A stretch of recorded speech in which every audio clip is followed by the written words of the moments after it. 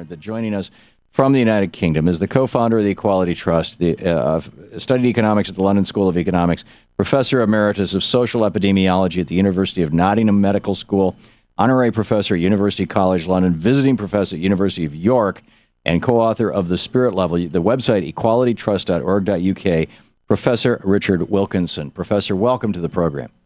Hello, you're overdoing it. Thank you. I don't think it can be overdone. I think your work is absolutely profound. So anyway, in or outside of the context of the work that you've done about equality, is there a relationship between the growing gap between the rich and the poor in the United Kingdom and the riots that we're watching right now in London? Yes, I think there is, because what happens with a more unequal society is that life becomes increasingly about status competition. We judge each other more by status. Of course, we express our status through consumer goods. Money becomes more important. So in more unequal societies, people work longer hours and they spend more and they save less. And in a way, what these riots have been about is just kids breaking into shops and pinching the shoes or phones or electronics that they can't buy. But we saw riots here in the United States in the 1960s, in the early 60s, in Detroit and in Los Angeles, in particular, the Detroit and Watts riots. And in both cases, they were the spark that lit the tinder was a police arrest, and it seems that it was almost an issue of respect and trust. And I know you talk in your writings and your research in your book about the breakdown of trust in a society, and of course, what the current wave of riots in the UK.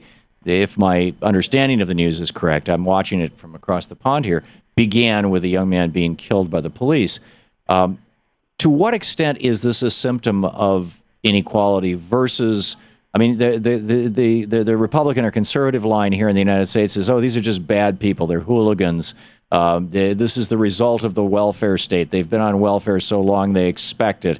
And when David Cameron starts cutting it back, they go crazy. And this is why we should do away with all welfare in the United States, because it makes people dependent on government. What's your response to all that? Well, I think actually the key thing is the high levels of unemployment amongst young people, particularly young men. And the national rate of unemployment amongst kids 16, 17 years old is about 40%. And of course, in the more deprived areas, it'll be much higher. It's lower amongst the vast majority of the population, across all age groups, I think more like 7%. But the riots have been amongst very young kids. You're right, it did start with the shooting of the police shooting of somebody, but these riots were then taken up all over the country in 50 or 60 different incidents and groups of young people. And in a way, what they're doing is just taking what they think they can get away with, helping themselves, and that's very much what we've seen both amongst the bankers and CEOs who are taking these huge bonuses, but also in Britain we had a scandal in 2009, a very major scandal when it was found that most members of Parliament were claiming expenses way beyond what they were allowed to claim. And so they too were helping themselves to what they could get away with. And so, when people talk about need for moral examples, the examples that these kids have been set are pretty poor. I think that's quite an important element. They're not doing something that is quite unlike people at the top end of society, but with much less, they're doing it with much more justification, in effect. So what's the solution? Well, I think that what really transforms a society is the amount of inequality, simply the scale of income differences between rich and poor.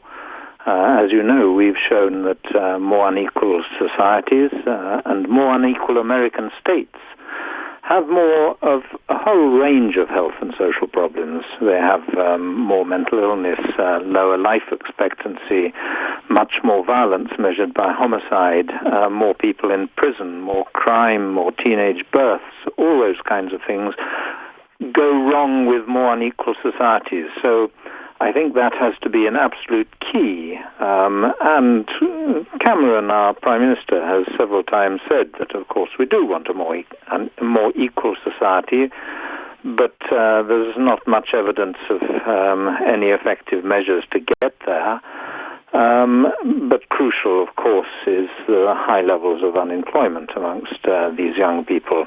Right. Here in the United States, basically since Reagan came into office and created a fundamental transformation. His presidency was as revolutionary as was Franklin Roosevelt's, only in the opposite direction.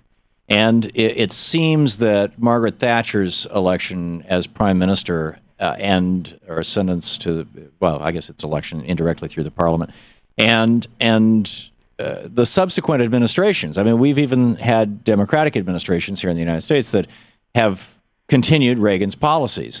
And in the UK, even the New Labour, the Labour governments have basically continued Thatcher's policies.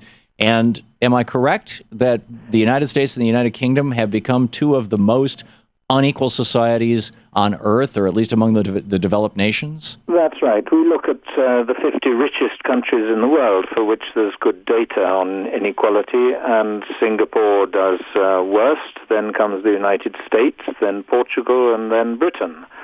At the good end, with the smaller income differences, are countries like Japan, Sweden, Norway, Finland.